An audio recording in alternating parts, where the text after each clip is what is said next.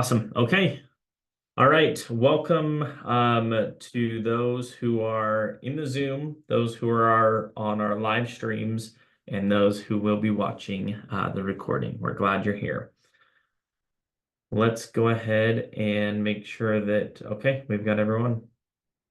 All right. By way of introduction, for those who are maybe here for the first time, my name is Tanner Withers. I am the founder of All Ability Planning. We provide disability and special needs planning to families of all abilities, specifically focused on the financial, investments, benefits, estate, and family support planning strategies. Primarily, though, and first and foremost, I'm a parent of a child with a disability. And this is my cute little girl here. Her name is Halcyon. We adopted her from Colombia, and she has a rare syndrome called Cornelia de Long syndrome. So we love her to death, and she's the reason that I do these free workshops. We do them currently twice a month. So let me kind of break down what to expect from today. The purpose of these workshops is to empower families of all abilities to live their life's potential, whatever that looks like. And the reason that we want to do that is we know that so many of you as parents, myself included, we worry about all the different things that we're supposed to do or supposed to know, and there's not really a blueprint that tells us what we should be doing. And so where we created All Ability Planning is to say, hey, if we can help remove some of those concerns, specifically the financial concerns, which are massive, the benefits, there's so many things available out there, how to structure your estate so that your loved ones are protected when you pass away, and then making sure that we have a plan for who's going to be the next caregivers. We really feel like that's going to give families the ability to focus on what they want to do the most. The goal of these workshops is to give you the information you need on a specific topic and then go take action, go take some steps that will help improve your situation. And then the format looks like this. We typically will do these on the second and fourth Tuesday afternoons at 1 o'clock Mountain Standard Time. I'm in Utah, which is why we're on Mountain Time. However, I work in all 50 states. So we've got a kind of a good eclectic group from all over the country. We want to make these quick and bite-sized. So we'll typically do about 15 minutes of education, again, focused typically just on one topic, and then we'll open it up to Q&A. For those who are on our live streams, it's a little bit harder to do the Q&A, so we'll do that after. I'll typically respond to those either via DM or comments or whatever. These are always recorded into our Facebook group. If you're not a part of our Facebook group yet, please join. The name of the group is Disability and Special Needs Planning for All Abilities, and you can see all of our past workshops recorded there. Just an important disclosure, again, I do this work professionally. I give advice. I do all of that fun stuff in planning. Today is not advice because legally I can't give advice to the masses. And so this is just education, and that's the disclosure here. If you'd like advice, great. Feel free to reach out to me. That's what I do. Otherwise, please enjoy the education. And if you need help, obviously, feel free to reach out to myself or somebody else, and we'll get you connected with it. Okay, here's the topic of conversation today, caregiver compensation. This is probably the hardest workshop I've had to prepare for, and I think you'll see why pretty soon. But essentially, it is so state specific. And I know obviously Utah's program super well. A lot of the states, I know where to find all of the information. So I know a lot of the states' information super well. But it's hard to give a presentation to people who live all over the country without going into the specific details of everyone's individual state. So today we're going to do sort of a high level of caregiver compensation, but most importantly, we're going to give you the information you need to go and find what your state offers. And that's, I think, what the most important thing is to me. So, but this is income for all of us parents and caregivers of loved ones with disabilities and special needs. So let's kick it off. What is caregiver compensation? Let's just start with a general, what is it? Well, and this comes directly from Utah's specific caregiver comp, but this is what it is no matter where you live. Caregiver compensation is an ongoing service that allows parents, step-parents, legal guardians, spouses, other family members to be professional caregivers for qualifying family members who have a disability to be paid for that caregiving. And they don't specify this, but this is the key. It's caregiving at home. Otherwise, we would just obviously pass this over to professionals at facilities like assisted livings and group homes and things like that. But this is specifically, we are being paid because they are under our care in our own homes or in their own homes. Further, caregiver compensation is open to people primarily receiving home community-based waivers. Okay, now technically you can be compensated. For example, the state of Texas, you can be compensated as a parent caregiver outside of the HCBS waivers, but this is typically what we're going to find in most states that do offer it. How do you qualify to become a paid caregiver and get the caregiver compensation? Most caregiver compensation programs, as I mentioned, come through the HCBS or the home and community-based waivers, which is a Medicaid waiver. If you haven't seen our previous workshop on the transition to adulthood, we talked about Medicaid waivers and how to understand what's available to you in your state. I would highly recommend going and watching that workshop recording. Super valuable information on how to find what's available to you in your state. That's really a precursor, right? We need to be on one of those waivers primarily if we want to get caregiver compensation in our state. So it's a Medicaid waiver, which means you have to qualify for Medicaid generally. Now, I do want to throw out a caveat.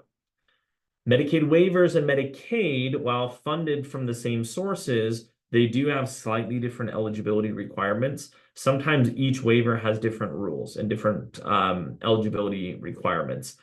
But in general, if you qualify for Medicaid, you're going to qualify for most HCBS waivers, okay? So how do you qualify for Medicaid? This is just kind of a quick overview. You must have the physical component, which is either you are 65 or older, you're blind, or you're disabled. You have to have low income, usually less than $1,971. It does vary state to state. In fact, I even like to go more conservative and say $1,500. And there's a reason for that with disability income, but that's kind of the number that we're looking at income-wise.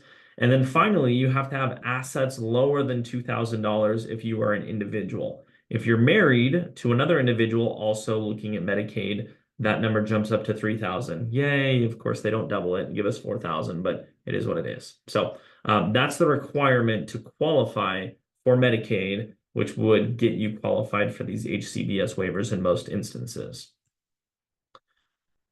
Another thing as well that I want to point out is most caregiver compensation is only available to parents or caregivers when the individual with a disability or special needs is an adult.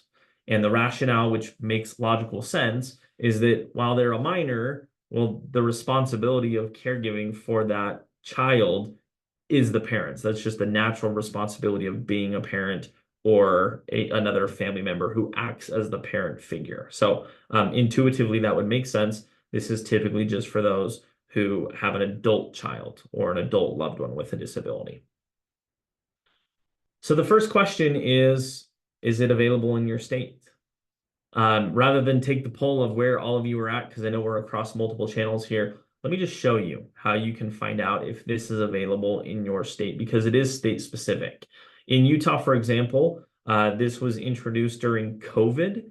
Most caregiver compensation, there was a program, but most of the general caregiver compensation was introduced during COVID because all of the services and supports that we would normally go to were shut down. And so they said, shoot, we got to do something. And so they paid the caregivers, which in most instances were the parent. However, this is now becoming more permanent, specifically in Utah, but in a lot of other states as well. They've decided that, wow, yeah, this is actually really useful.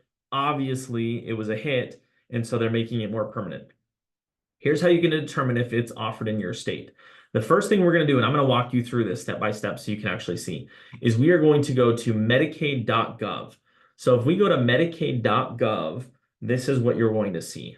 On this menu bar, we're going to click on About Us, and then we're going to click on Get Help with Medicaid and CHIP.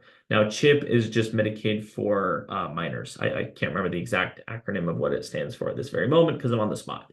But you're going to come to this, where can people get help with Medicaid and CHIP?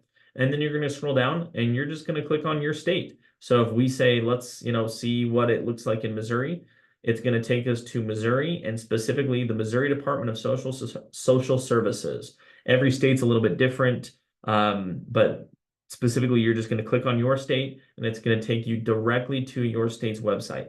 Now, sometimes they'll have it right on the main page here. I've never done this before with Missouri, so I'm doing this on the fly. But you can click on services and let's see here. Child support, wouldn't be any of those. I'm just going through it really quickly here, and I don't see a direct link. And so if you don't see a direct link, then what you're going to do is you're just going to go to contact us. Let's see, there's nothing under providers here, but you just go to contact us and you're going to call your agency, your local Medicaid agency, and you're going to say, hey, what caregiver compensation options are available, if any? Now, again, not every state offers this. And so call them, talk to someone. I'm always a fan of just talking to someone instead of having to comb through a website of potentially bad information, or not bad information, but they're government websites, so they're usually not the best built. But just call your local office. That's literally what you're going to do, and this is how you find the contact information for your office. Okay, so let's go back into the slideshow here. So again, those are all of the steps I just showed you, but this outlines it as well. And again, you'll be able to see this in the recording. You can also just Google caregiver compensation for disabled adults in your state, and that will bring up some good information as well. So examples state to state, these are just some of the common states that I work with and that I see, obviously not exhaustive. In Utah, it's called DSPD, caregiver compensation. In Idaho, they have a program called Certified Family Home. And in California, their program is called In-Home Supported Services, or IHSS. So those are just some examples.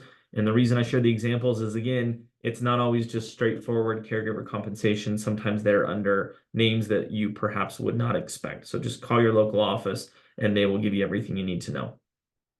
So let's talk about specifics of the caregiver compensation. And let's start with typically how many hours are even available to a paid parent caregiver. Well, whoops. Typically it's between 10 and 40. And I often see them go in 10-hour increments. So 10 hours, 20 hours, 30 hours, 40 hours. Those are typically, 40 hours is typically the maximum amount of hours that someone can be paid for. The determination of how many hours you qualify for is assessed by your local Medicaid waiver. And it's usually based on the following criteria. Number one, they have various assessments that they'll have you fill out. So yes, I know you're accustomed to paperwork. We're going to have to do some more. Medical needs obviously is a huge consideration. Behavioral needs, though, is something that maybe a lot of times people don't think about. Is eloping, flight risk, is that a concern? Is there aggression? Is there, violence even in some instances? So all of those things help determine the need. And then there's just other relevant factors that your state will sort of comb through.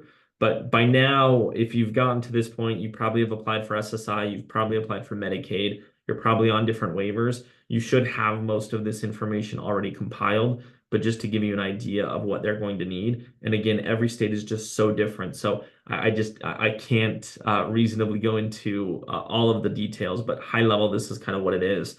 But this point on the bottom is something that I really want to point out here. Caregiver compensation is not meant to address or cover all of the time that a caregiver spends with their loved one. If you're the parent, you are 24/7, right? And so 40 hours, and that's a work week, right? That's just 9 to 5. You're doing so much more beyond that. This is literally just meant to say, hey, if a professional is doing it, but we're going to pay a family member for it, that's kind of our hourly ranges here. So it's not going to cover everything.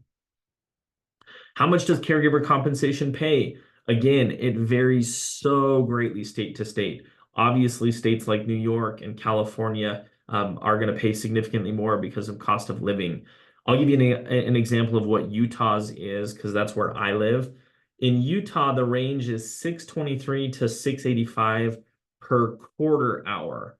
And this is important as well. You'll see this with a lot of caregiver compensation. Instead of per hour, they go by per quarter hour. So if you houred that up and you said, okay, this is what it is on an hourly basis, that's about 25, just let's call it $25 to $27 per hour. That is what you're going to get probably on average. And I would say Utah is probably a fair middle ground depending on the state that you live in. So that's how much you can typically probably expect. But again, it's also going to be based on your waiver. It's going to be based on where you live. It's going to be based on a number of different factors. So that's about how much you could expect. So, I mean, if we do just, let's do some math here. Whoops, we'll close that. If we do some just, little math and we say, okay, if we're expecting, let's say maybe 20 hours of caregiver comp times by maybe $25 an hour, that's about $500 a week that you could expect in caregiver compensation, just to kind of give you an idea of how that would break down, which would obviously be about $2,000 per month there.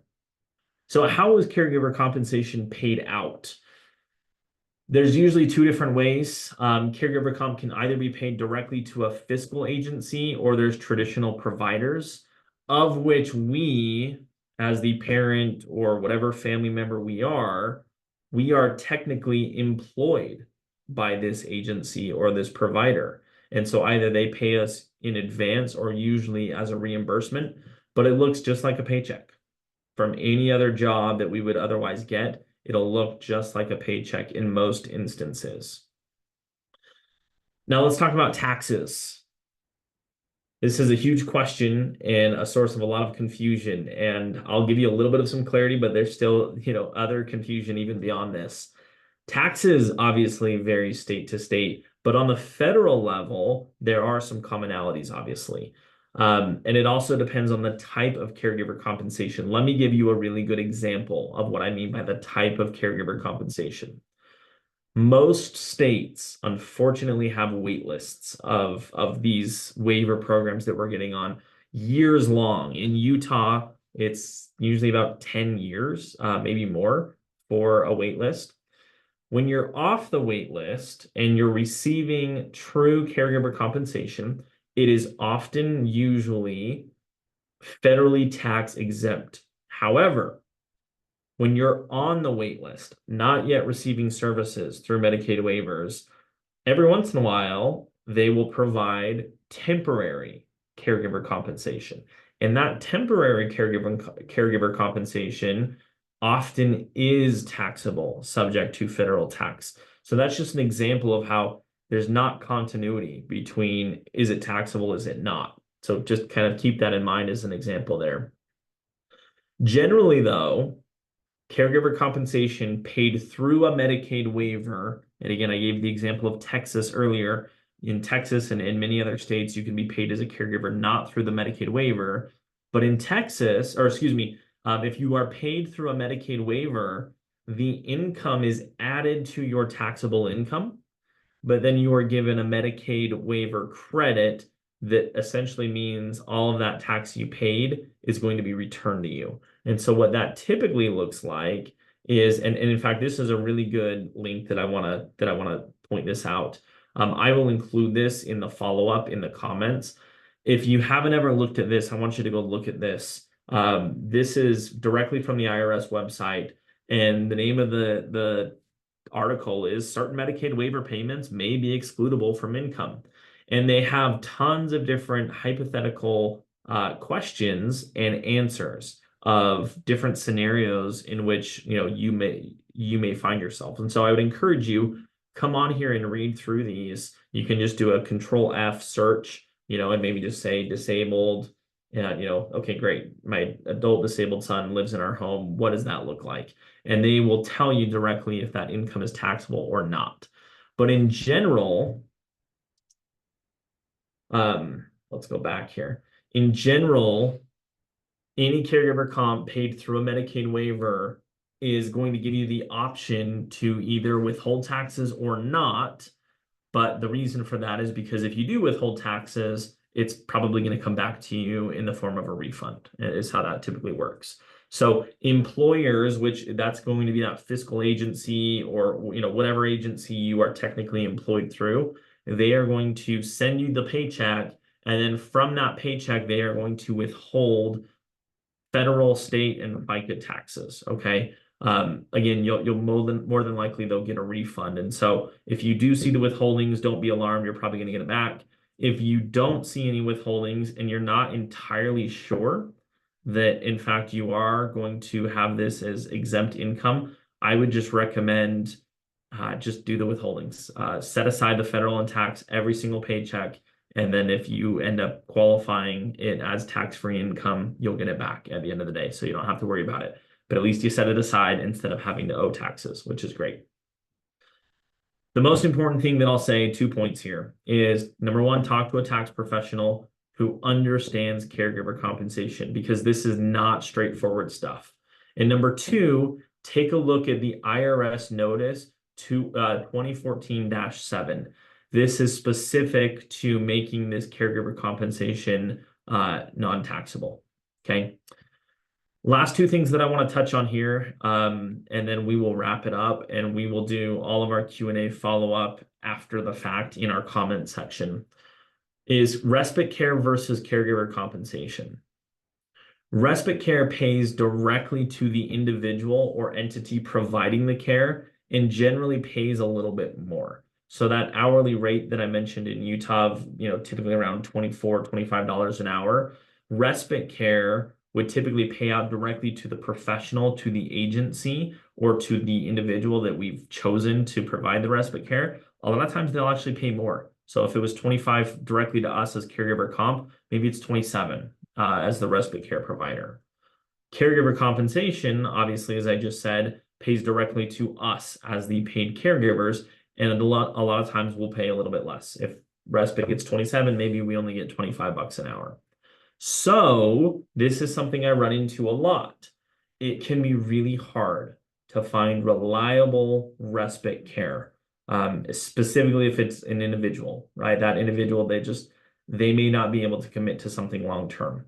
And so a lot of times respite care is a use it or lose it type program, meaning they're going to allot you a certain number of hours to be paid out to the respite care provider.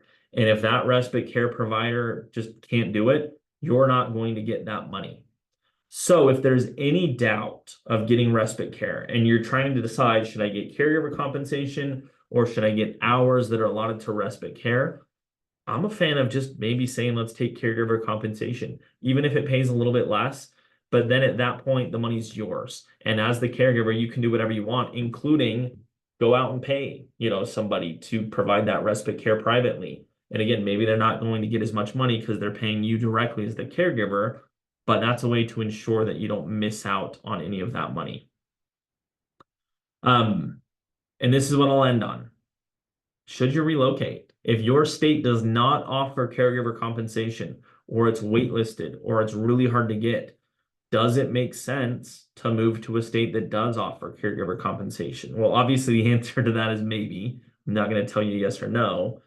Others have done it though. I've talked to many of my own family clients who they chose to move to another state because the state that they lived in did not have a good caregiver compensation.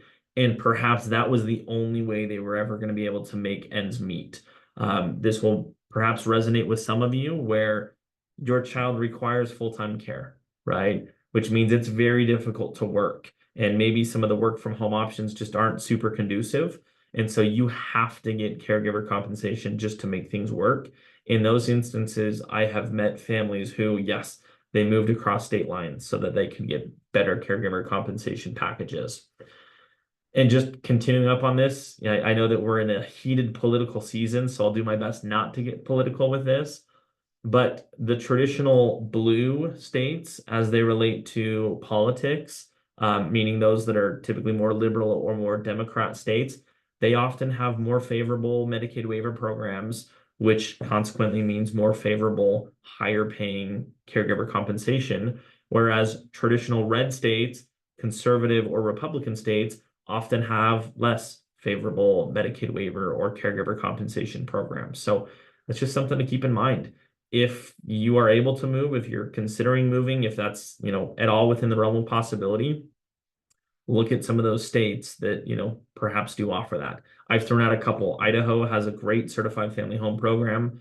California, for all of its challenges that we all understand, they have phenomenal Medicaid waiver programs, and the IHSS that they pay out in caregiver comp is phenomenal. So those are just a couple examples.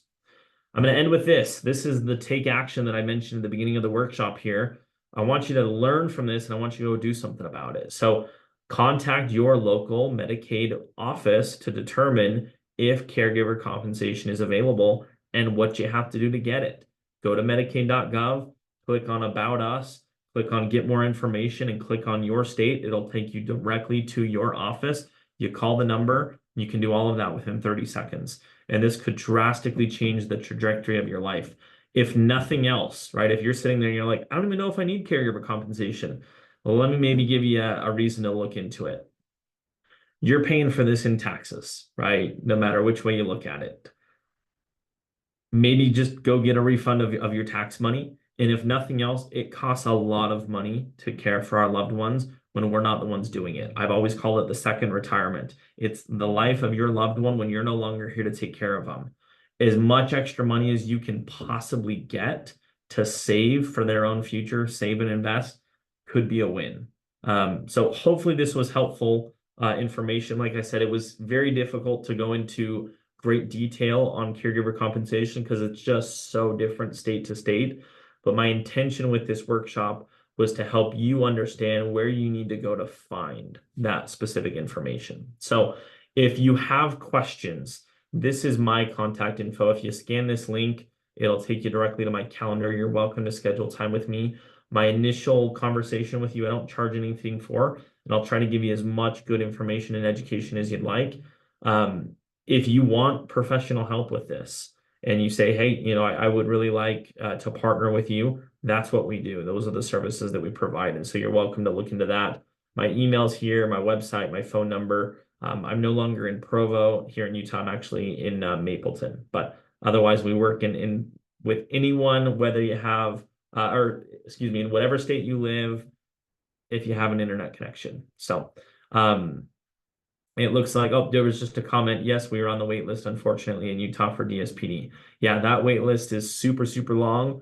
The only way that I know to get up that wait list faster is, and I'm not condoning this necessarily, but the advice I was given is that if your child has behavior issues, involve law enforcement, call the cops. I sort of say that jokingly, but they will move up the list a heck of a lot faster if there's behavior issues and the police are called on them or something else.